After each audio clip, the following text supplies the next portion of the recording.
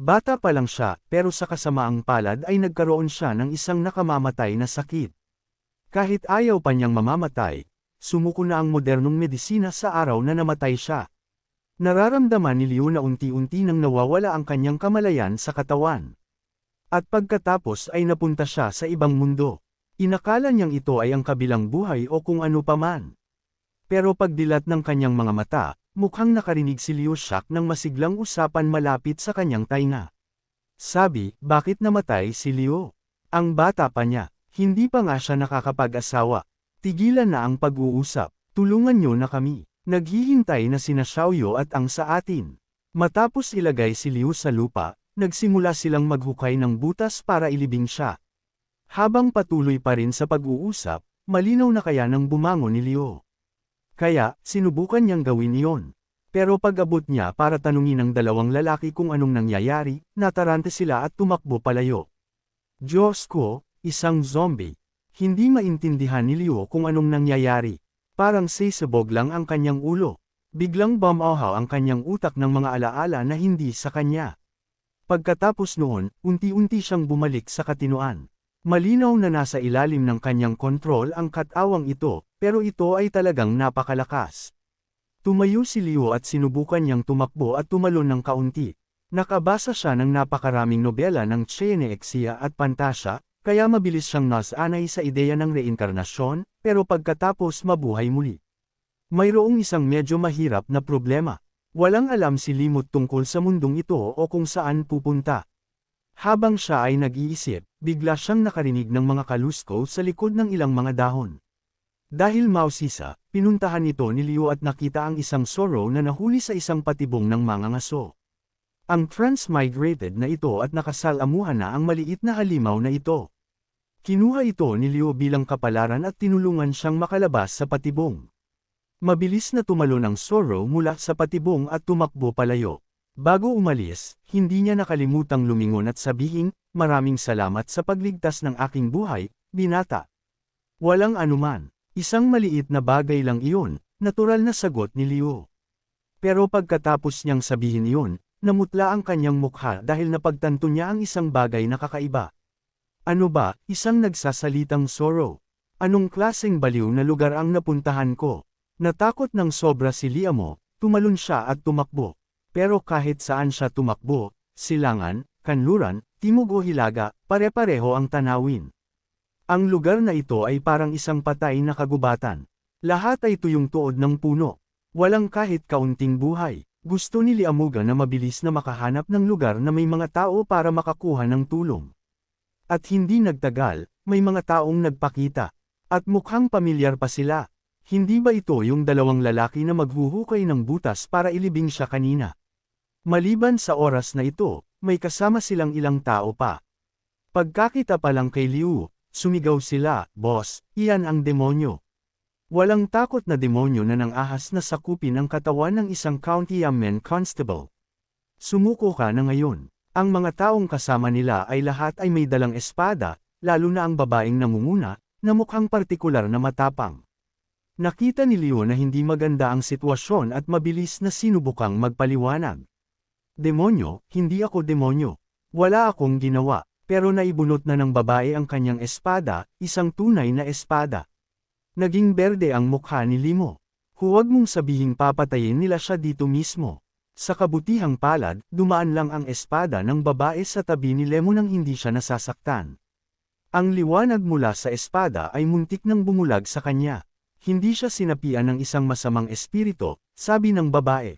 At pagkatapos ay, isinuksok niya ang kanyang espada at lumakad patungo kay Liu. Pero kailangan ko pa ring kumpirmahin. Sino ka? Yamo County Constable Liu Dia. Malinaw niyang sinagot. Ang taong ito ay may parehong pangalan sa kanya pero nasa ibang buhay. Pero pagkatapos ng transmigrating, nakuha na niya ang mga alaala ng katawang ito, kaya syempre kaya niyang sumagot. Kung gayon, sino ako? Tinuro ng babae ang kanyang sarili. Lying, boss. Kung gayon, paano naman sila? Tinuro niya ang dalawang lalaki na naghuhukay ng butas para kay Liu kanina. Hindi ko maalala. Pagkatapos ay kinuha ni Lai Ching ang isang BWA mirror mula sa kanyang bulsa. Tiningnan ni Liu ang kanyang sarili dito at bukod sa nasilaw, wala siyang naramdaman. Nagbuntong hininga si Ling at sinabing ang kanyang kaluluwa ay matagal nang wala sa katawan at nawalan ng bahagi ng kanyang alaala. Bukod doon, wala namang malubhang problema at magiging maayos siya pagkatapos magpahinga sa bahay sa loob ng ilang araw. Pagkatapos ay dinala siya pabalik ng dalawang lalaki na muntik ng ilibing si Liu. Sa daan, patuloy silang naninisi sa kanya sa paglimot sa kanila, pero masaya rin silang makita na nakatakas si Liu sa isang malaking sakuna at nabuhay muli. Kailangan nating mag-party mamaya. Oo, ang hirap naming maghukay ng butas na iyon. Ang pampulibing ay nagkakahalaga ng 50W. Kailangan mo kaming bayaran agad. Ang dalawang lalaki ay sumisiksik sa kanya sa magkabilang panig, bawat isa ay nagsasabi ng isang pangungusap, na nagpagulo ng gusto kay Liu. Lalo siyang naguluhan ng tanungin siya ng pera dahil ang mga maliliit na bagay tulad ng kung may pera siya sa kanyang pitaka ay wala sa mga alaala ng orihinal na may-ari. Hindi rin nagmamadali ang dalawang lalaki. Sinabi nilang dahil magkasama sila, pwedeng mangutang muna si Liuon. Babayaran na lang niya ito pagkatapos ng araw ng sweldo sa loob ng ilang araw.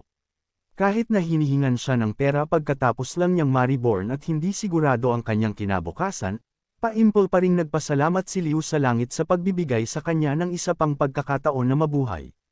Kasabay nito, ang maliit na Zorro na sinagip niya kanina ay bumalik na sa teritoryo nito. Sinabi nito sa isang mas malaking Zorro kung paano ito nahuli sa patibong ng isang mangangaso at sinagip ng isang binata.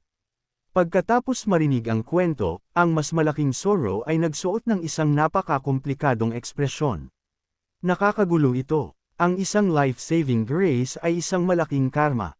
Pagkatapos mag-transmigrate sa mundong ito sa loob ng 3 araw, sa wakas ay nakasanayan na ni Liu ang kanyang bagong katawan at nagsimula pang ang maghanap ng solong kasiyahan ng mga lalaki. Nang gabing iyon, habang nasa kalagitnaan siya ng negosyo, biglang dumating si Li Qing para hanapin siya. Natakot si Liu ng sobra, kaya mabilis siyang nagsuot ng damit at tumakbo sa labas. Lumalabas na dumating si Li Qing para ibigay ang kanyang stipend. Kasama dito ang 2 buwang halaga ng stipend, kasama pa ang isa pang buwan para sa kanya na pakainin ang kanyang katawan. Bago pa man makapagpasalamat si Liu, isinara ni Lai Qing ang pinto at umalis. Kinabukasan, dinala ni Liu ang pera sa klinika dahil sa loob ng 3 araw at hindi pa rin siya nasisiyahan sa lugar na iyon. Pagkatapos siyang suriin, nagreseta ang doktor ng Yimokoi na may ilang dosis ng gamot. Kahit na hindi niya alam kung kayang lutisin ng gamot sa panahong ito ang kanyang problema, kailangan pa rin niyang subukan. Sa daan pabalik, nakatagpo si Liura ng isang Taoist priest na nagtatrabaho sa kalye. Nakita niya itong nagsunog ng isang talisman sa kanyang kamay, pagkatapos ay isinawsaw ito sa isang baso ng malamig na tubig at ibinigay sa isang babae, na nagsasabing hanggat iniinom niya ang buong baso, maaari siyang magdasal para sa isang anak. Isang malaking pulutong ang nagtipon para manood. Kaya huminto rin si Liamo para mag-gok. Mabilis siyang nakita ng Taoist priest sa gitna ng pulutong. Sa hindi malamang dahilan, pagkatapos ay inanunsyo niya sa lahat na isasara na niya ang tindahan para sa araw, kahit na maaga pa. Matapos magkalat ang lahat, walang dahilan si Liu para manatili pa. Inakala niyang isa lang itong naglalakbay na manghuhula, at hindi talaga siya naniniwala. Pero paglingon niya, hinawakan si Liua ng matandang lalaki. Taoist Master, may problema ba? Hindi ako ang may problema. Ikaw, sagot ng Taoist. Inakala ni Liu na sinusubukan na naman siyang dein ng matandang ito. Kaya sarcastic siyang nagtanong pabalik, maaari bang nakikita ng Taoist Master na umiitim ang aking mukha at magkakaroon ako ng madugong sakuna sa lalong madaling panahon? Umiling ang matanda, pagkatapos ay lumapit sa tainga ni Liu at sinabing, ang iyong 7 kaluluwa ay lahat ay nawala. Kung walang hindi inaasahang nangyari, tiyak na hindi ka mabubuhay ng higit sa kalahating taon. Ang kanyang mga mata ay duguan, at siya ay mukhang labis na seryoso. Kung isa itong normal na tao, malamang ay matakot sila ng sobra na lulungkot ang kanilang mga binti. Pero si Laimo ay isang lalaki ng ika-21 siglo. Siyempre, hindi siya maniniwala. Inakala niyang ginagamit ng matandang Taoist ang mga nakakabighaning salita para dein ang masa, gustong lokohin siya sa paggastos ng pera. Pero pagkatapos sabihin iyon, umalis lang ang matanda. Ang buhay at kamatayan ay nakatakda na.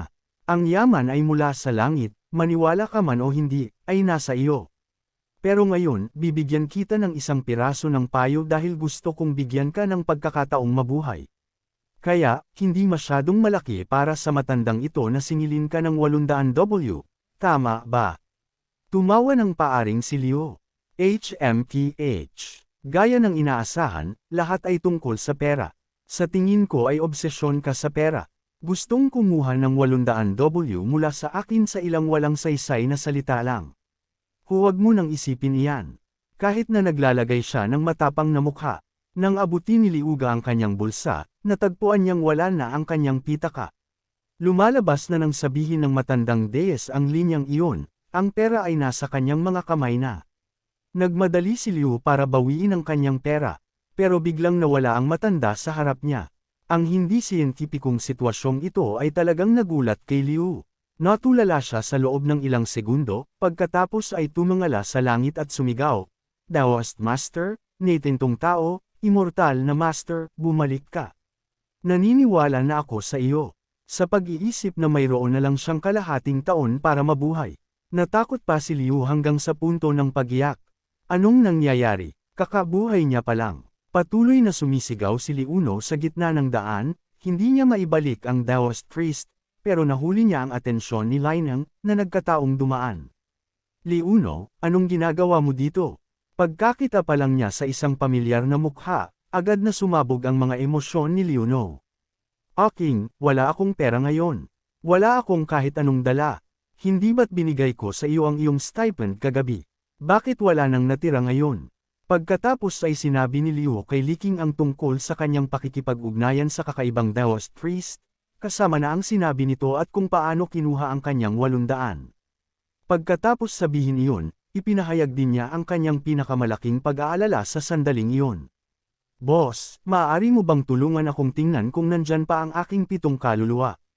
Ang aking cultivation ay hindi sapat. Walang paraan para makita para sa iba. Sagot ni Lieching. Pagkarinig nito, bumantong hininga ng malalim si Liu. Pero kaagad pagkatapos, sinabi ni Liking, sa totoo lang, ang 7 kaluluwa ay nauugnay sa espiritu at katawan. Kaya, kung ang mga ordinaryong tao ay nawawalan ng isa sa kanilang mga kaluluwa, maaari nila itong matukoy sa kanilang sarili batay sa pagganap ng katawan. Hindi kinakailangan na may iba pang makakita nito para sa iyo. Ang mood ni Liu ay tumaas din kaagad dahil dito. Ayon kay Liking, ang mga tao ay may 3 kaluluwa at 7 espiritu. At ang 7 espiritu na ito ay namamahala sa espiritu ng katawan. Sila ay nasa ayos na corpse dog, floating corpse, flying poison, devouring thief, breath yin, remove filth, at foul waste. Ang corpse dog ay namamahala sa pagiging alerto at sensasyon. Kung mawala ang pond na ito, madali kang makakatulog. Ang floating corpse ay namamahala sa kamalayan. Kung mawala ang pawn na ito, malamang na maging absent-minded ka. Ang devouring thief ay namamahala sa exorcism. Kaya, kung nawalan ka ng pawn na ito, madali kang magkakasakit. Ang flying poison ay namamahala sa pagtulog. Kung wala ito, hindi ka makakatulog ng maayos sa gabi. Ang remove filth, gaya ng ipinahihiwatig ng pangalan, ay namamahala sa pag-alis ng dumi. Kung wala ito, ang mga maruming bagay ay mahirap na maalis mula sa iyong katawan. Ang foul waste ay namamahala sa panloob na hininga. Kung mawala ang po na ito, nagiging hindi komportable ang paghinga. Sa wakas, mayroong yin deprivation sa mga lalaki na namamahala sa kidney essences. Namula ng bahagya si Ling nang banggitin niya ito. Maaari ka bang tumayo sa umaga? Pakiramdam ko ay inaantok ako kamakailan, pero hindi ako makatulog ng maayos. Hindi ako makabangon hanggang tanghali. Alam mo ang ibig kong sabihin, tama. Habang nagsasalita si Ling Qing, ang kanyang mga mata ay nakalapag mismo sa crotch ni Limo. Pakiramdam niya ay tama ang kanyang sinabi. Hindi ba't ang dahilan kung bakit siya lumabas para magpa-check up ngayon ay dahil hindi siya nasisiyahan sa pagpapaligaya sa sarili sa loob ng ilang araw? Sa pag-iisip tungkol dito, bukod sa isyong iyon, mukhang mayroon si Liuki ng lahat ng mga sintomas na nabanggit. Ibig sabihin, talagang nawala ang kanyang 7 pole. Sa pagkakita kung gaano kasama ang kanyang kutis, mabilis siyang sinuportahan ni Leyan. Paano ito nangyari? Nagdurusa ka ba mula sa ilang uri ng demonic disturbance sa halip na isang normal na paghihiwalay ng kaluluwa? Kung hindi, paano nawala ng napakabilis ang iyong 7 pa? Eldest sis, may pag-asa pa ba sa aking buhay? Si Liu Hana ay natakot ng sobra na ang kanyang mukha ay naging puti na parang isang shit. Natakot siyang mamatay muli sa lalong madaling panahon. Nagbuntong hininga ng malalim si Ling, pagkatapos ay kinuha ang isang talisman mula sa kanyang damit.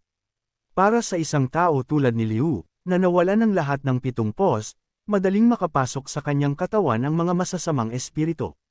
Gaya ng sinabi niya, ang talisman na ito ay maaaring protektahan siya mula sa panlabas na kasamaan, pero kailangan itong panatilihin sa kanya sa lahat ng oras upang maging epektibo. Iyon ang solusyon sa ngayon. Tungkol sa isang paraan para ganap na lutisin ito, babalik siya at magbabasa pa ng mas maraming klasiko. Hinawakan ni Li Musei ang talisman sa kanyang kamay, ang kanyang mga mata ay puno ng luha. Eldest sis, hindi ko talaga alam kung paano ka pasasalamatan ng sapat.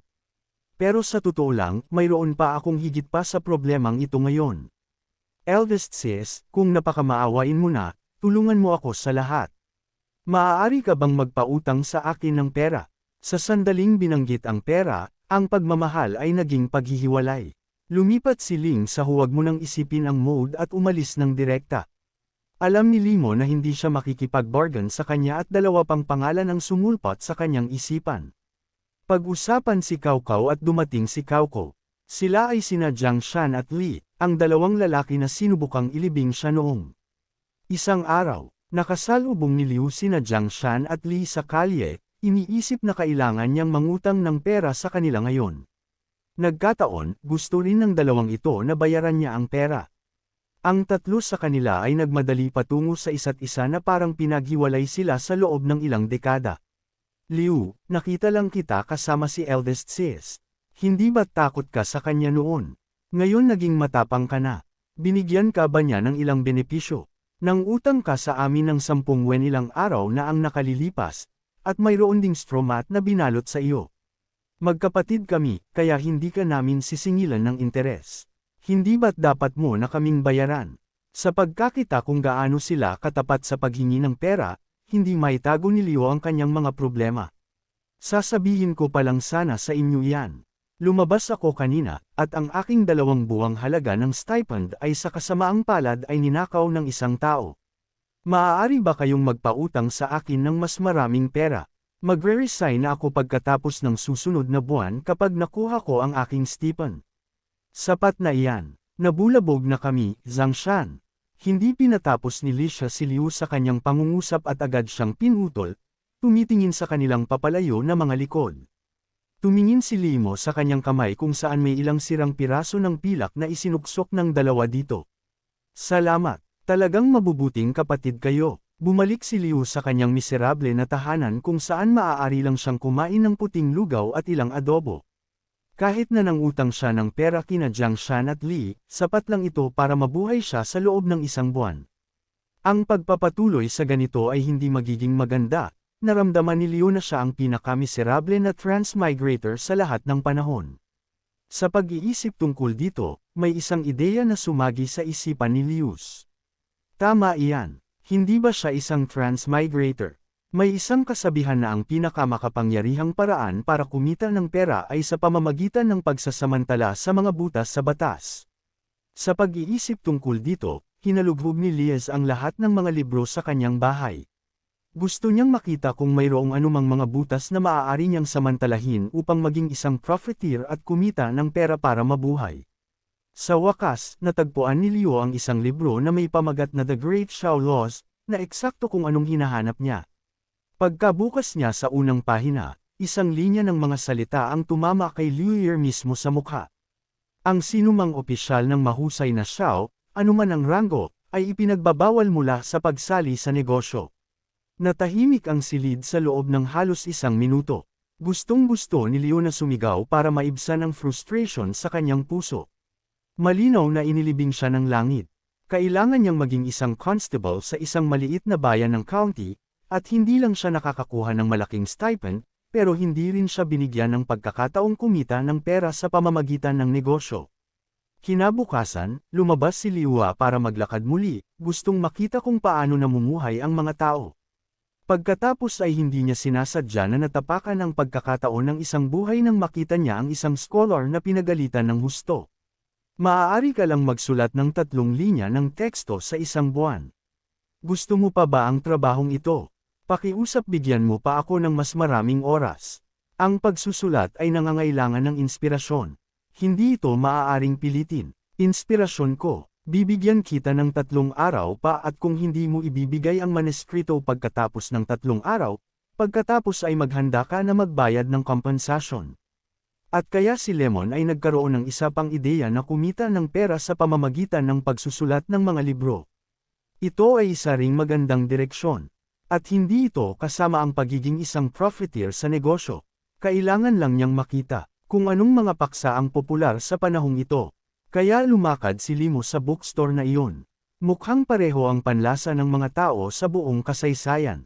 Ang mga bestseller na libro sa tindahan ngayon ay cultivation novels, na gusto ng parehong lalaki at babae. Samantala, ang mga dalagita sa lungsod ay gusto ang mga kwento ni Danmai.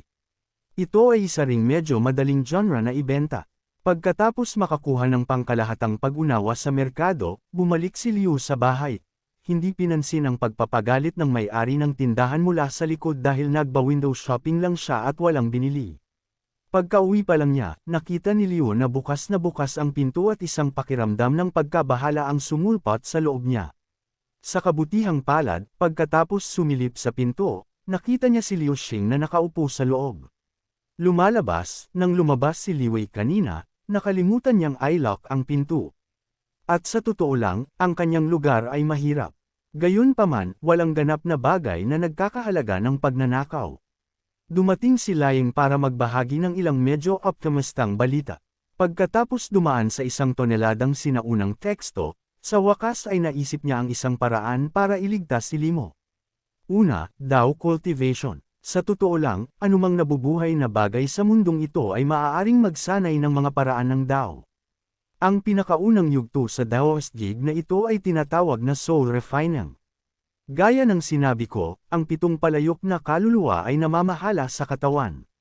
Pinuhin ang 7 palayok na kaluluwang ito at maaari mong master ang iyong katawan, na ginagawang immune sa lahat ng lason at hindi tinatablan sa lahat ng kasamaan. Ang normal na Do cultivators ay kailangang pinuhin ang kanilang 7 palayok na kaluluwa. Pero ikaw, mahirap na tao, nawala mo ang lahat ng 7. Kaya kailangan mong kumpiskahin muli ang mga ito mula sa simula. Ito ay mas mahirap kaysa sa pagpinulang sa kanila. Pero ang magandang bahagi ay dahil ang 7 palayok na kaluluwang ito ay ikukumpiska sa iyo, makokontrol mo ang mga ito sa iyong sarili mamaya nang hindi na kailangang pinuhin ang mga ito muli. Parang medyo sobra iyon para kay Liu. Kaya tinanong niya ang tungkol sa opsyon na numero 2. Ang mukha ni Yingkangs ay bumagsak ng husto dahil ang pangalawang paraan ay ang maging isang ghost cultivator. Bago ganap na umalis ang 3 kaluluwa ng tao ni Liu sa kanyang katawan, maaari siyang lumipat sa ghost cultivation at mula noon ay umiiral sa mortal realm bilang isang espiritu. Oo, pagkarinig pa lang niya sa iyan, alam na ni Liu na ang opsyon na isa ay ang kanyang tanging tunay na pagpipilian. Pinili ni Liu ang Dao cultivation at iginalang ni Li Cheng ang kanyang desisyon. Pero ang paraan para kumpiskahin ang bawat pole soul ay iba. Una, kailangan niyang malaman kung aling pole ang gustong kumpiskahin ni Liu. Sa pag-iisip tungkol dito, hindi nakakatulog ng maayos si Liu kamakailan, at ang kanyang wind cold infection ay hindi gumagaling. Gustong payuhan ni Liu Qing na kumpiskahin muna si Fedo o Tanzi, pero hindi inaasahan, pinili ni Liu si Qiyin. Pagkatapos ng lahat, ang paglutas sa partikular na problemang iyon ay magpaparamdam sa kanyang katawan ng mas mahusay. Alam ko na, naglagay si Lin Qing ng isang disgusted na mukha, pero sa huli, kailangan pa rin niyang gabayan si Liu Keito kung paano kumpiskahin ang Po Soul. Ang mga tao ay may 7 emosyon, galak, galit, kalungkutan, takot, pag-ibig, puot, at pagnanasa. Ang 7 ito ay ang pundasyon ng 7 Pole Souls. At ang Qiyin ay ang Pole Soul na ipinanganak mula sa kalungkutan. Una, kailangan ni Li Qing na turuan si Liu ng mga pangunahing diskarte dahil sa ngayon, siya ay isang kumpletong blanko na slate na walang ganap na kaalaman tungkol sa Dao cultivation. Ang proseso ng paggabay kay Chi ay nagsisimula mula sa ilong at humihinto kapag umabot na ito sa tiyan. Parang walang pagkakaiba sa regular na paghinga, tama ba? Pero malinaw na mukhang sobrang hindi komportable si Liu. Nagtap si Ling ng isang hibla ng kanyang spiritual power sa kanyang noo, pagkatapos ay sinabi kay Liu na gamitin ang kanyang sariling kalooban para gabayan ang hibla ng spiritual power na ito sa buong kanyang katawan. Sa linya, maaari mong gamitin ang maliit na piraso ng spiritual power na ito bilang isang panimulang punto. Patuloy na magsanay ng husto at sa huli ay hanapin ang iyong sariling spark of life. Pagkatapos ng ilang sandali, nang bumaba ang discomfort sa kanyang katawan, dahan-dahang binuksan ni Liu ang kanyang mga mata. Si Ling Qing ay aalis na sana para hayaan siyang magsanay ng mag-isa. Pero biglang tinawag siya ni Liu pabalik. Teka, boss lady, nakalimutan ko ng ganap kung saan ko itinago ang aking mga ipon noon. Mayroon ka bang anumang mga treat para maalala ko? Nagbuntong hininga si Ling, pagkatapos ay sinabi kay Liu na hanapin siya ng isang piraso ng dilaw na papel at ilang suka. Gumuhit siya ng isang talisman at sinampal ito mismo sa kanyang noo. Pagkatapos ay pinag-channel niya si Liu ng kanyang sariling shay ng direkta sa talisman. At anong alam mo, talagang gumana ito. Unti-unting naaalala ni Liu ang hindi mabilang na mga fragmented na alaala na inakala niyang nawala, kasama ang maliliit na bagay tulad ng pag-inom at pag-iinom o pagpapatrol kasama sina Jiangshan at Liu. At gaya ng hinala ni Lai Muko, ang dating may-ari ng katawang ito ay isang batang constable, walang asawa at walang anak, kaya tiyak na mayroon siyang ilang ipon na nakatago. Mabilis niyang natagpuan ang tagwan ng pera sa ilalim ng sahig ng kusina. Sa loob ng bundle ay hindi regular na pera pero ginto. Maraming ginto. Naramdaman ni Nu na nanalo siya sa jackpot, sa wakas ay matatapos na niya ang kanyang streak ng pagkain ng matubig na lugaw at mapait na adobo. Gayunpaman, bukod sa masayang pagtuklas na ito, naalala rin niya ang isa pang maliit na memory fragment sa isang gabi na patrol. Nakita ng dating may-ari ng katawan ng isang bagay na hindi pangkaraniwan sa isang maliit na eskinita at pumasok ng mag-isa. Bagaman hindi niya alam kung anong nangyari pagkatapos, tiyak ni Liu na ito ay nauugnay kung bakit kailangang magbenta ng asin ang lalaking ito. Gayunpaman, kailangan niyang imbestigahan ito ng husto. Kinuha niya ang pera sa loob at itinago ito, ang kanyang mga mata ay tumitingin sa memory-enhancing talisman sa mesa. Sinabi ni Lai Qing na gagana ito sa loob ng 6 na shin na 12 oras. Kaya nagpasya si Liu na gamitin ito ng husto sa pamamagitan ng pagpilit sa kanyang sarili na alalahanin ang plot ng Liao Hai, isang super popular na serye mula sa kanyang nakaraang buhay at pagkatapos ay isinulat ito bilang isang manuskrito ng nobela. Kung ibebenta ko ito, ang bayad sa manuskrito ay tiyak na hindi magiging masama. Pagkatapos ng isang galit na labanan ng pagsusulat, natugunan ni Liu ang kanyang KPI. Sa sandaling iyon, dumating si Zhang Shan para hanapin siya. Narinig niya mula kay Lian Qing na hindi maganda ang kalagayan ni Liamo, kaya nagmadali siyang bumisita. Nang dumating siya at nakita si Liamo na maayos, mukhang partikular na masaya. Sa wakas ay nang-ahas si Zhang Shan na huminga ng maluwag. Sa pagkakita sa kanyang mukha, may naalala si Liek. Ay oo, dumating ka sa tamang oras. Nagkaroon lang ako ng ilang pilak. Nang utang ka sa akin noon. Ngayon ay kaya na kitang bayaran ng sabay-sabay. Talaga, ang ganda. Hindi maitago ng boses ni Zhang Zan ang kanyang kaligayahan. Kasabay nito, nakita ni Liu ang isang stream ng pulang chi na umaagos mula sa dibdib ni Jiang Zan. Sinabi ni Lai Qing na sa 7 emosyon, ang pula ay kumakatawan sa galak ng kaligayahan. Sa pagkakita nito, gusto ni Vim Musa na kunin ang pagkakataong ito para makakuha pa ng mas maraming kaligayahan mula kay Zhang Shan. Kaya sinabi niya muli, sayang naman ang pilak na kinita ko lang. Hindi sinasadya na nawala ko ito nang lumabas ako. Pakiramdam ni Jiang Shan ay tinamaan siya ng kidlat sa kanyang mga tainga, at ang sinag ng galak na sumikat lang ay nawala na naman. Pero may isang maliit na bata ang pumulot ng aking pilak at ibinalik ito sa akin, dagdag ni Liu. At masaya na naman si Jiang Shan, at ang galak na pinalabas sa pagkakataong ito ay mas higit pa kaysa noon. Sa pagsasamantala sa puntong ito, nagsimulang gumawa ng mga kwento si Lai Musha tungkol sa kung paano niya nakuha at nawala ang kanyang pilak, na nagdulot sa puso ni Zhang Zans na tumaas at bumaba na parang isang sine wave, na tumutulong sa kanya na makakolekta ng maraming golek. Sa huli, si Zhang Shan ay sobrang nahilo na hindi na niya kaya.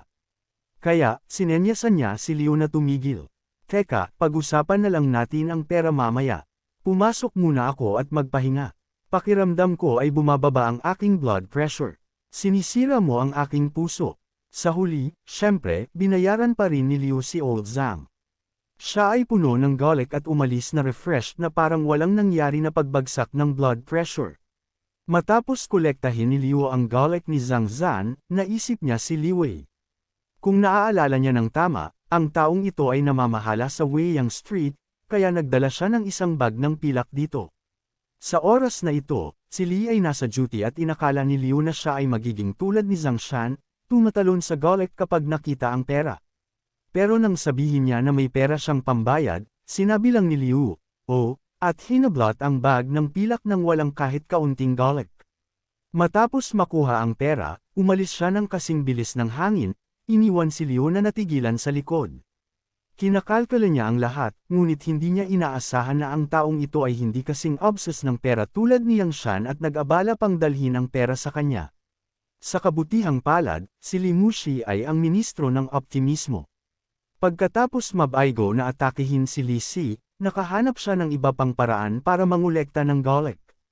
Mula sa pagtulong sa mga bata na kunin ang saranggola na naipit sa puno hanggang sa pagtulong sa matandang babae na tumawid sa kalsada ng maayos at maging sa pagpapakain ng mga ligaw na pusa. Abala sa buong araw, hinihingal si Liu. Sa pagtatapos lang ng araw siya nagkaroon ng oras para kumain kasama si Layo Ching. Pagkakita pa lang niya kay Layo mo, hindi niya maitago ang kanyang pagtataka. Ilang oras ka palang naggabay sa Chi, at nararamdaman mo na ang 7 emosyon. Paano naging ganoon kabilas ang pag-unlad? Hindi alam ni Liu kung paano sisigot. Gayunpaman, bigla niyang nakita at naramdaman ang golek na iyon. Tinanong siya ni Ling tungkol sa kanyang petsa ng kapanganakan at oras, na naaalala pa rin ni Liu. Ang may-ari ng katawang ito ay may parehong petsa ng kapanganakan sa kanya. Parehong ipinanganak sa oras ng Wu, ang araw ng Geng Wu, ang buwan ng Bing Wu, at ang taon ng Ren Chen. Pagkarinig pa lang ni Liu Qing sa iyan, nag-click siya sa kanyang dila. 4 na haligi ng purong yang. Hindi nakakagulat kung anong purong yang ang walang imak na tanong ni Liu Si. Ipinaliwanag ni Lai Qing. Ang 4 na haligi ng purong yang ay nangangahulugang isang tao na ipinanganak sa isang yang na oras, isang yang na araw, isang yang na buwan, at isang yang na taon. Gagawin nitong magkaroon ang tao ng isang purong yang na katawan, at sila mismo ay may kakayahang makaakit ng spiritual chi. Pagpasok sa landas ng cultivation, ang kanilang kaharian ay maaaring lumampas sa kaharian ng mga ordinaryong tao. Hindi maitago ni Liu ang kanyang golek. Pagkarinig nito, tila hindi siya tinatrato ng masama ng langit. Kahit na nawala ang lahat ng 7 kaluluwa, sa purong yang na pisikal na ito, mabilis na makakabawi si Liu.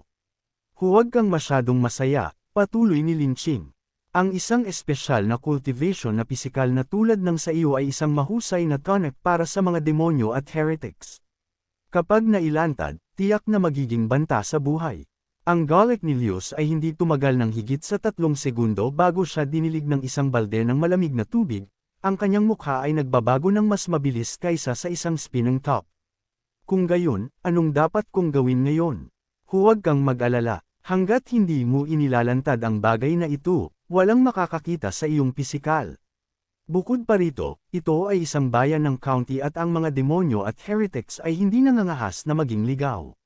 Pagkatapos aliwin si Liu, oras na para magpatrol si Lin Qing. Nangako siya na pagkatapos pinuhin ni Liu ang 7 emosyon. Ipakikita niya sa kanya kung paano kumpiskahin ang 7 kaluluwa, pinanood ni Liu ang likod ni Linkangs, patuloy na iniisip ang sinabi niya kanina. Sinabi niya na ang mga demonyo at heretics ay hindi nangangahas na maging ligaw sa bayan ng county na ito, ngunit palagi siyang may pakiramdam na ang dating may-ari ng katawang ito ay namatay dahil sa mga demonyo at heretics sa lungsod. Itinabi ang mga kaisipang iyon, ipinagpatuloy ni Liu ang kanyang patrol. Pagkatapos ay nakilala niya ang isang payat na babae na patuloy na humihingi sa mga dumadaan na tulungan siya, ngunit lahat sila ay hindi pinansin. Bilang isang constable, hindi maaaring balewalain ni Liu Kei ang eksenang ito, kaya direkta siyang pumunta sa babae. Maaari bang magtanong kung kailangan mo ng tulong? Sa sandaling nagsalita si Liu, pareho sila ni Liu at ang babae ay nagulat. Nagulat siya na nakikita niya siya at nagulat siya dahil sa sandaling iyon ay dumaan ang isang lalaki sa payat na figure ng babae. Napagtanto na hindi ito isang magandang deal, agad na binuksan ni Lai Muha ang silly mode. Haha, napakaliwanag talaga ng araw ngayon. Mukhang mali ang nakita ko. Pagkatapos sabihin iyon, tumakbo siya palayo na sumisigaw para iligtas si Li King sa kanyang buhay. Boss, may multo. Si Ling, na hindi pa nakakalayo, ay hinayla pabalik ng miserable na sigaw ni Liu dahil sa kanyang occupational disease. Pagkarinig pa lang niya sa salitang multo, automatiko siyang bumunot ng kanyang espada. Noong una ay gustong ituro ni Liu ang nagdadalamhating babae, ngunit sa sandaling lumingon siya, wala na siya. Nandito pa rin siya, kailangan mo lang kalmayan para makita siya. Pinilit ni Liu ang kanyang mga mata na parang baliw, ngunit hindi pa rin niya makita ang babaeng multo. Pagkatapos ipakita ni Lian Qing sa kanya kung paano kumpiskahin ang kanyang spiritual power sa kanyang mga mata, unti-unting naging malinaw ang imahe ng babae. Sinabi sa kanya ni Lian na huwag matakot dahil ang babae ay isang mababang antas na yin spirit. Hindi lahat ay may pagkakataon na maging isang yin spirit pagkatapos ng kamatayan. Maliban na lang kung mayroon silang isang malaking obsesyon habang buhay, hindi nalutas na mga isyu o hindi natupad na mga hangarin. Pagkatapos lang noon sila magkakaroon ng maliit na pagkakataon na maging isa. Narinig ni Liu ang patuloy niyang paghingi ng tulong. Marahil dahil mayroon siyang hindi natupad na hiling sa kanyang puso. Kasama si Li Xing sa tabi niya sa pagkakataong ito, nang ahas siyang lumingon at tanungin ang babae ng ilang tanong. Sa sandaling nakita niya silang papalapit, mabilis siyang lumuhod, yumuyuko ng paulit-ulit at taos pusong nagmakaawa para sa kanilang tulong. Masaya akong magiging iyong baka o kabayo sa susunod na buhay. Hindi ito kinaya ni Leking, mabilis siyang tinulungan na bumangon at tinanong ang buong kwento. Inilahad, ng babae na ang kanyang mga magulang at asawa ay sa kasamaang palad ay namatay sa sakit at siya mismo ay nagkaroon ng sakit hindi nagtagal pagkatapos. Kahit na namatay na siya, ang kanyang sanggol na anak ay nasa kanyang mga bisig pa rin, at walang sinumang mag-aalaga dito, natakot siyang hindi ito magtatagal. Lumambot ang puso ni Liu sa eksena. Gusto niyang iligtas ang parehong ina at anak. Pero sinabi ni Ling na ang babae ay lampas na sa pagliligtas. Maging ang kanyang yin spirit ay nakakapit lang dahil sa kanyang obsesyon sa sanggol. Kapag nawala ang obsesyon na iyon, mawawala na rin siya. Madam, anong magagawa namin para tulungan ka? Pakiusap, sabihin mo lang sa amin, kanino namin maipagkakatiwala ang bata na ito? Lumapit si Liu at nagtanong. Ang mapagkumbabang babae na ito ay may isang nakatatandang kapatid na lalaki na nagngangalang Wong Dong na nakatira sa Wangjia Village sa kanluran ng lungsod. Pakiusap, mabait na Ginoo, ipagkatiwala ang bata na ito sa kanya, baka wala na itong mapuntahan. Lubos akong nagpapasalamat. Maraming salamat. Sa wakas ay tumigil sa pagiyak ang babae at nagbigay ng isang nasisiyahan ng ngiti. Mula sa kanyang yin spirit, isang malaking alon ng kabaitan ang lumabas. Ito ay ang pasasalamat na nagmumula sa proteksyon ng isang ina sa kanyang anak.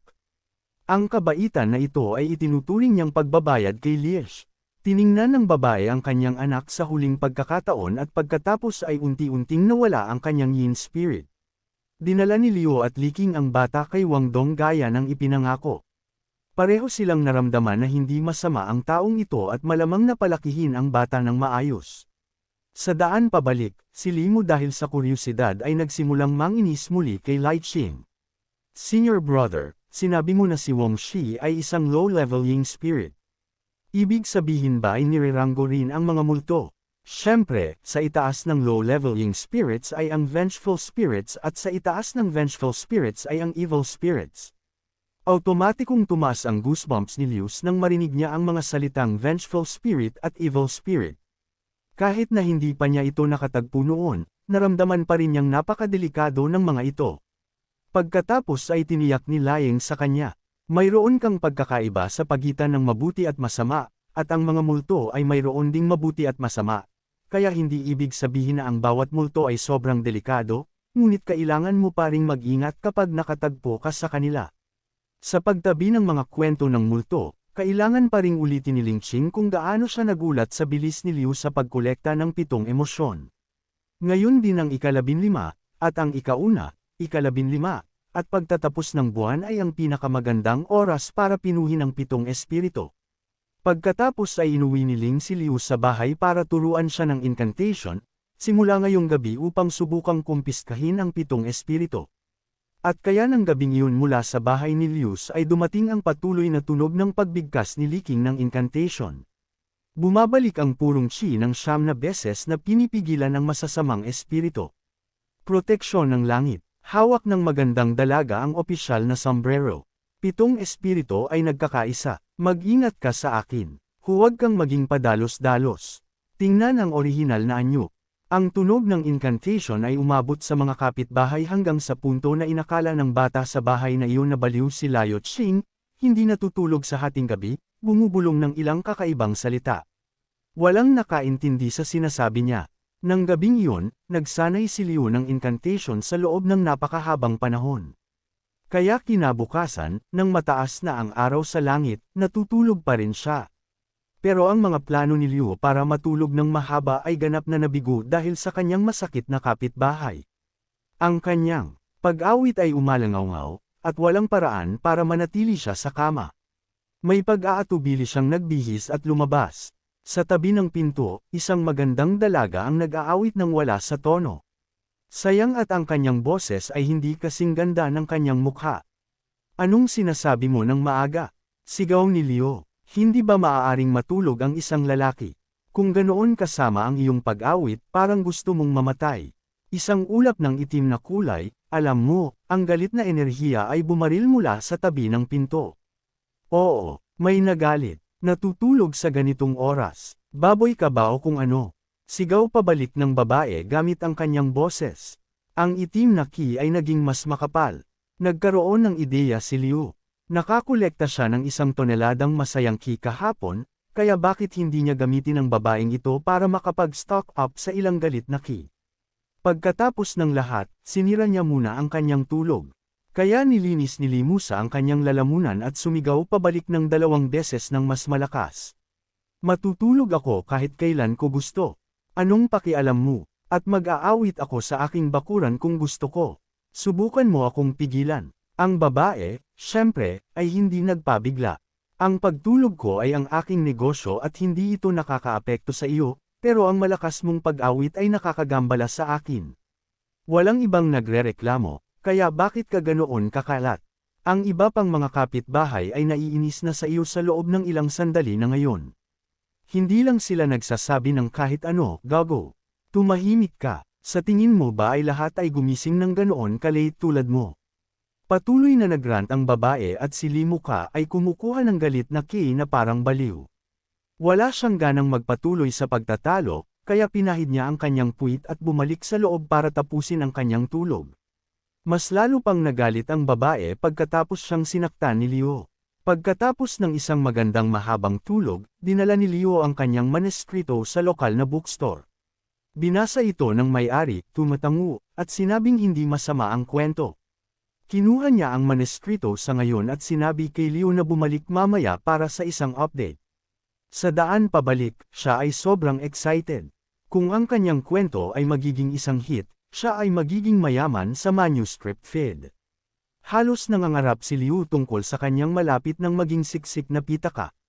Siya ay sobrang naligaw sa pag-iisip na hindi niya napansin ang babae mula sa tabi ng pinto na nakatayo sa kanyang pinto na may malaking balde ng tubig. Habang dumadaan si Liu, direkta niyang ibinuhos ang balde, muntik ng basain siya mula ulo hanggang paa. Ang kanyang katulong ay nagmadali na lumabas para kunin ang walang laman na balde. Young miss, iwanan mo sa akin ang mga gawain. Tiningnan ng babae si Liu at bumantong hininga ng malakas bago tumakbo pabalik sa loob. Binigyan siya ng kanyang katulong ng isang paumanhin na tingin. Si Liu, para lang maging magalang, ay tumango sa kanya. Hindi siya makapaniwala kung gaano kasama ang magandang babae sa tabi ng pinto. Nagkaroon sila ng isang maliit na alitan sa umaga at ngayon ay sinusubukan niyang lunurin siya. Si Liuki ay papasok na sana sa loob nang marinig niya ang boses ng katulong mula sa tabi ng pinto. Young Miss, ang aming kapitbahay ay sa totoo lang ay isang constable. Hindi na natin kailangang mag-alala tungkol sa mga masasamang tao na gumagambala sa atin. Hindi ba siya ang gumagambala sa atin ngayon? Bulyo pabalik ng babae, mausi sa tungkol sa sinasabi nila. Si Liu ay lumapit sa dingding at idinikit ang kanyang tainga dito. Maaari lang niyang marinig ang katulong, si Wanwan, na bumubulong na siya ay gwapo at hindi mukhang masamang tao. Si Liu ay papalakpak na sana sa kanyang sarili para sa magandang panlasa ng katulong nang marinig niya ang boses ng babae muli. Siya ay kumbinsido na ang sinumang natutulog pagkatapos ng tanghali ay isang walang kabuluhan. At kahit nagwapo siya, ito ay para lang lokohin ang mga tao. Nagsisimula ng mina si Liu. Habang iniisip niya ang mga paraan para makabawi sa kanya, narinig niya si Wanwan na nagsabing, "Young Miss, hindi ka ba kakain? Dapat kumain ka ng mag-isa. Madali kang tumaba sa pagkain ng huli sa hapon at kailangan kong alagaan ang aking hugis ng katawan. Maaari kang kumain sa labas at bumalik sa loob kapag tapos ka na. Huwag mo lang akong makita at huwag mo lang akong maamoy." Narinig ni Liu ang mga salitang iyon ng malakas at malinaw. Huwag mo akong makita at huwag mo akong maamoy. Kaya ngumiti siya ng masama. Naisip lang niya ang perpektong paghihiganti para sa spoiled na bata sa tabi ng pinto. Ang paghihiganti ni Lemuza ay ang magtapon ng isang malaking outdoor barbecue at sinigurado niyang ay fan ng usok at masasarap na amoy papunta mismo sa kanyang bakuran. Siya ay mula sa ika-21 siglo, kaya ang kanyang barbecue marinade ay tiyak na nasa susunod na antas kumpara sa kung anong mayroon sila sa lugar na ito. Ang kamangha-manghang aroma ay dumaan mismo sa bakuran ng kapitbahay, na inilabas ang babae mula sa kanyang silid. May naamoy ka ba? Oo, young miss. Anong kamangha-manghang amoy iyon? Hindi ito katulad ng kung anong karaniwan nating kinakain. Si Wanwan ay naglalaba, at pagkatapos ng ilang pag-amoy, napagtanto nila na ang amoy ay nagmumula sa tabi ng pinto. Kaya, ang dalawa sa kanila ay naghila ng isang upuan at sumilip sa ibabaw ng mababang dingding, na naghihiwalay sa kanilang mga bakuran. Masayang nag-iiho si Liu, mukhang sobrang nasisiyahan na makita silang sumisigaw sa kanya. Anong sa tingin mo ang ginagawa mo? Tanong ng babae, sinusubukan na magtunog na inis. Nagluluto. Anong mukha nito? Hindi mo ba nakikita sa iyong sarili? Kumain ka sa ibang lugar. Ang kanyang reaksyon ay ganap na inaasahan ni Liusi, ngunit hindi pa rin niya maiwasang isipin na mayroon siyang isang seryosong bulok na personalidad. Paano niya magagawa ng ganoon kalakas na magbigay ng ganoong kahanga-hangang kahilingan? Agad na sumagot si Liusi. Sa anong batayan? Ito ang aking bahay. Anong problema sa pagluluto ko sa aking sariling tahanan? Pero ginugulo mo ako. Sigaw niya, inilabas ang kanyang dibdib. Pero hindi rin otres si Liu. Bakit walang ibang nagrereklamo pero patuloy mong sinasabi na ginugulo kita? Tinutulak sa isang sulok ng kanyang mga salita. Nawawala siya sa pagtatalo, ngunit tumanggi siyang sumuko. Hinukay niya ang bawat masamang salita na natutunan niya sa kanyang halos 20 taon ng buhay para nguyain siya. Tinatawag si Liu na walang hiya, inaakusahan siya ng paghihiganti, pagiging isang agresibong bully, at hindi kumikilos na parang isang lalaki. Habang walang tigil na sinasaktan ni Lu Hanyan si Liu Sheng, ang kanyang katulong, si Wanwan, ay halos naglalaway mula sa amoy. Napansin niya ang maliit na detalyeng ito at nagpa siya na umatras. Sige, kalimutan na lang natin. Ang pagtatalo sa iyo ngayong umaga, sabihin na nating mali ako. Para ipakita kung gaano ako nagsisisi, maaari ko bang imbitahan kayong dalawang babae para sa isang pagkain? Oo, pakiusap. Masigasig na tumanggo si Wanwan. Sa sandaling lumabas ang mga salita sa kanyang bibig, nakuha niya ang isang nakamamatay na tingin mula sa kanyang young miss. Ang ibang babae, gayunpaman, ay bumaling kay Liu at sa dramatic flair ng isang martyr sa isang battlefield. Sumigaw, "Ako, si Lu Hanyan, ay mas gugustuhin pang kagatin ang aking dila dito mismo o tumalon mula sa lugar na ito kaysa kumain ng isang solong kagat ng iyong pagkain." At ganoon natutunan ni Liu ang pangalan ng kanyang kapitbahay ay si Lu Hanyan. Magandang pangalan, at maganda ka rin, pero grabe, ang iyong personalidad ay ang pinakamasama. Pagkatapos ng kanyang deklarasyon, tumalon si Liu Hanyan at tinulungan ni Wanwan na bumalik sa kanyang silid para magpahinga. Marahil mula sa lahat ng galit, ang kanyang buong katawan ay naramdaman na mahina at ang kanyang ulo ay medyo nahihilo. Habang tumitingin sa salamin, narinig ni Liu Hanyan ang katok sa pinto at sinabi kay Wanwan na buksan ito. Hindi nakakagulat, si Liu ito. Nagdala siya ng isang tray ng sariwang inihaw na karne, sinasabing ito ay isang espesyal na regalo ng paumanhin para kay Miss Liu. Si Wanwan ay hindi ang uri na tumatanggi sa masarap na pagkain. Kaya sa sandaling nakita niya ang platter ng inihaw na karne, nagsimula siyang maglaway. Lahat ng kaisipan ng paglalaro ng hard to get ay lumipad mula sa bintana, dinala ni Wanwan ang inihaw na karne sa silid. Pero nanatiling matatag ang saloobin ni Liu Hanis, sinasabing ayaw niyang makita ang anumang nauugnay kay Liu. Sa pagkakita sa matigas na pagtanggi ng kanyang miss, nagpa siya si Wanwan na subukan muna ang isang piraso sa kanyang sarili. Bilang resulta, ang piraso ng inihaw na karne ay napakasarap na nagdala ito ng luha sa kanyang mga mata. Napakasarap, bulong niya. Oh, halika na, bulyo ni Lu Hanyan. Sinasabi mo na masarap ang lahat hanggat nakakain ito. Pagkatapos ay hinawakan ni Wanwan ang plato ng inihaw na karne hanggang kay Lu Hanyan. Hinihimok siyang subukan ng isang kagat dahil hindi pa niya natikman ang anumang ganoon kasarap sa kanyang buong buhay. Noong una, matigas pa ring tumanggi si Liu Hanyan, ngunit sa huli, hindi niya mapigilan ang kaakit-akit na aroma. Kinuha niya ang kanyang mga chopsticks, sinubukan ang isang piraso, pagkatapos ay isa pa, naging ganap na nawala sa ulam.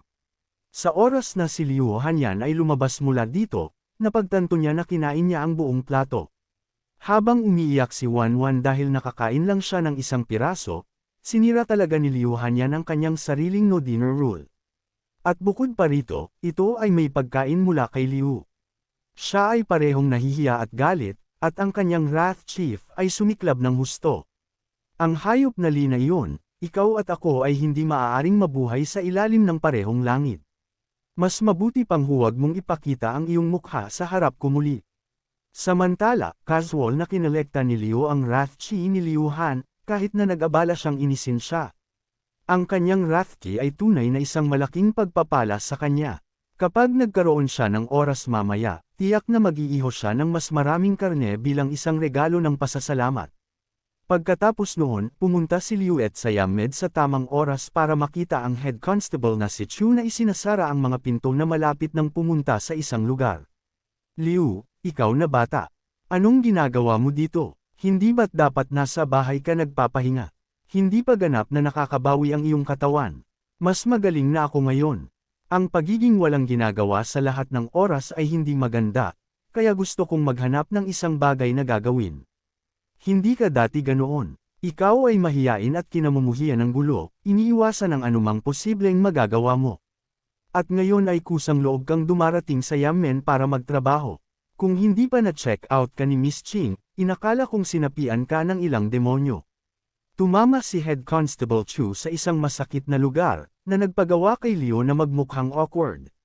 Kung hindi niya biglang napagtanto na ang yamen ay isang maginhawang lugar para anihin ang 7 emosyon shi, hindi mo siya mahihila dito, kahit na baliin mo ang kanyang mga binti. Sige, kung gusto mong maghanap ng trabaho, pumunta ka kay Old Wang. Dapat ay humahawak siya ng ilang kaso ngayon. Sa pagkarinig sa Head Constable na totoo, inakala ni Imo na ang mahistrado na si Wong ay abala sa mga kaso. Hindi niya inaasahan na pumasok at makita siyang nagpapalit ng dice kay Tang Zan. Sinabi ni Liu sa kanya na bumalik muna sa kanyang pag-aaral, sinasabing hahanapin niya siya sa loob ng kaunti para magtanong tungkol sa ilang bagay. Si Zhang Zan ay nasa isang winning streak at gustong kunin ang pera at tumakbo, kaya agad siyang pumayag. At si Liu, na nagkaroon lang ng ilang pera pagkatapos makita ang kanyang lumang nakatagong stash, masayang umupo para tumayan ng ilang rounds kasama si Zhang Shan. Hindi kailanman naging fan ng pagsusugal si Liu, kaya naglaro sila ng ilang rounds, at nanalo si Zhang Shan sa bawat isa. Sa bawat oras na dumating ang pera sa kanya, Siya ay sobrang natuwa at ang kanyang golek na chi ay sumikat sa mga alon. Nawalan si Liu ng kaunting pera ngunit nakakuha ng golek na magsanay, kaya hindi talaga ito isang pagkawala para sa kanya. Pagkatapos ng ilang rounds, kahit na patuloy na nanalo si Kang Shan, siya ay nakaupo sa ibabaw ng mesa. Gusto mo pa bang maglaro? No. Wala na. Wala na. Kahit na ang pagkapanalo ng ganoon karaming pera ngayon ay naramdaman na mahusay. Hindi ko alam kung bakit pero naramdaman kong napagod ako. Siyempre, pagod siya. Sinipsip ni Liu ang lahat ng kanyang golek na tuyo. Hindi lang siya ng ahas na ibunyag ang lihim na ito. Kaya, ipinadala niya muna si Zhang Shan sa bahay, pagkatapos ay pumunta para hanapin si Old Wong. Tulad ng sa head constable na si Chu, nagreklamo si Liu tungkol sa pagiging masyadong walang ginagawa kamakailan at gustong magkaroon ng isang bagay na gagawin, humihingi kay Old Wong na magbahagi ng ilang kaso mula sa yamen na maaari niyang tulungan. Biglang, may dumating na taong magiging libreng runner para sa kanya, hindi maaaring maging mas masaya si Old Wang. Agad siyang nagsimulang maghanap sa isang tumpok ng mga case files. Una, kinuha niya ang isang kaso mula sa Chong Family Village. Oo, kaya, kamakailan, mayroong ilang kakaibang halimaw na nagpapakita at kinakagat ang lahat ng mga kambing sa mga kulungan ng mga taga-baryo hanggang sa mamatay. Higit pa rito, kapag natagpuan ang mga bangkay ng kambing, ganap silang na-drain. Wala ni isang patak ng dugo ang natira. Sa sandaling narinig ni Liu ang halimaw, gusto niyang umatras at sinabi sa kanya na pumili ng ibang kaso. Pagkatapos ay kinuha ni Old Wang ang isang kaso na inihain ng ilang mangingisda mula sa Greenwater Bay, sinasabing isang halimaw sa tubig ang nagiging ligaw doon kamakailan. Ang isang halimaw sa tubig ay hindi gaanong naiiba sa isang regular na halimaw. Hindi gustong makisali si Liu at nilaktawan ito muli. Susunod ay ang kaso ng ama ng may-ari ng lupa na si Zhangs, na inilibing lang 7 araw na ang nakalilipas. Ang kanyang libingan ay hinukay at ang katawan ay nawala sa hangin. Hindi rin gusto ni Liu ang kasong ito. Hindi niya maintindihan kung bakit patuloy na pumipili si Old Wong ng mga kaso na mukhang isang one-way ticket sa impyerno. Well, mayroon pang isang huli. Naghagal si Old Wong. Sa tabi mismo ng aming bayan ng county, mayroong isang Jiangxi outbreak. Isang buong sementeryo sa dulo ng nayon ang hinukay at ang mga bangkay ay lumiko. Gusto mo bang tingnan ito? Nag-resign ako. Ibinato ni Liu ang isang salita at lumabas mula sa yamen. Huli na at sa daan pabalik, siya ay sobrang galit na sinipa niya ang bawat bato na nakita niya. Ang gusto lang niya ay humawak ng normal na mga kaso tulad ng petty theft o brawls, hindi ang multo at demonyo na ito. Tahimik ang gabi, at karaniwan ay ang sariling boses lang ni Liu. Pero bigla, naramdaman niyang narinig niya ang isang tao na nagsasabi ng isang bagay na hindi malinaw. Ang goosebumps ni Liu ay nag-overdrive.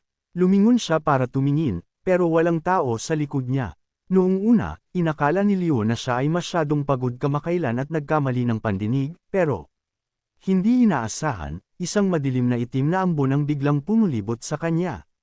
Anong nangyayari? Si Liu ay sobrang natakot na ang kanyang mga ngipin ay nanginginig. At pagkatapos ay isang bagay na hindi tao o multo ang biglang lumitaw sa likod niya. Kahit na ang hugis nito ay medyo katulad ng sa isang tao, sa pagtingin sa mga pulang mata na parang 2 pool ng dugo. Sigurado si Liu na ito ay isang demonyo.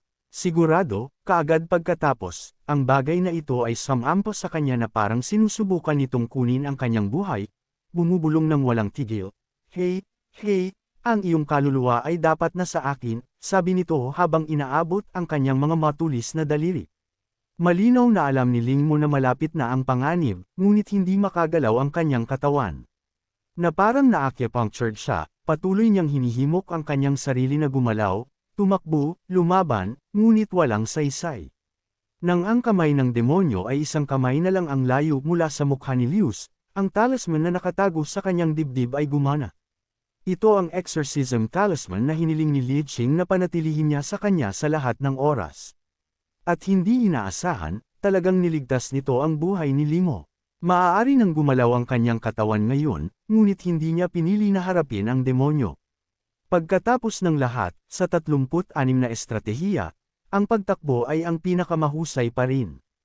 Kahit na tumakbo si Liu palayo, ang ngiti ng demonyo ay naging mas at mas baluktot. Hindi ka makakatakas. Sinasabi na, binuksan nito ang kanyang bibig at umihip ng isang bugzo ng hangin. Pero hindi ito ordinaryong hangin. Saan man humihip ang bugzo ng hangin na ito, lahat ay nagyelo. Maging si Liu ay walang exception. Una ang kanyang mga binti, pagkatapos ay kumalat ito sa kanyang mga balakang, sa kanyang dibdib, at sa wakas ang kanyang buong katawan ay nagyelo ng husto.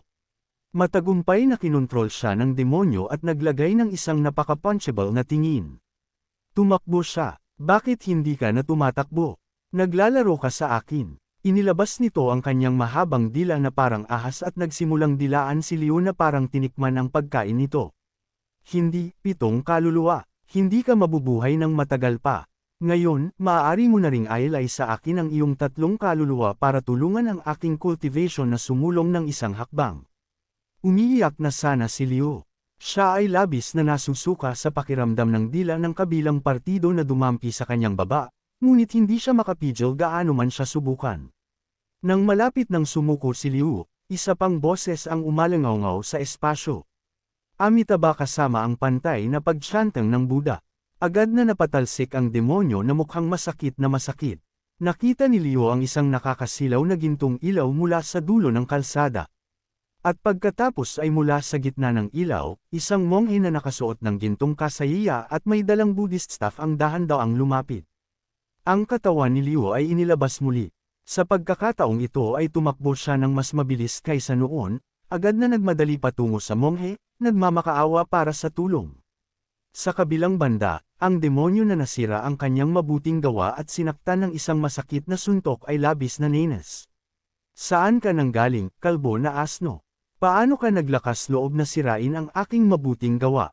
Kabaligtaran sa uhaw sa dugo at agresibong anyo ng demonyo na iyon, ang monghe na ito ay labis na kalmado. Ang kanyang composed na pag-uugali ay nagpapakita pa ng kaunting karangalan, na nagpaparamdam kay Liu, na nagtatago sa likod niya, na ganap na ligtas. Like, comment, share, and subscribe naman dyan mga ito go. Maraming salamat po.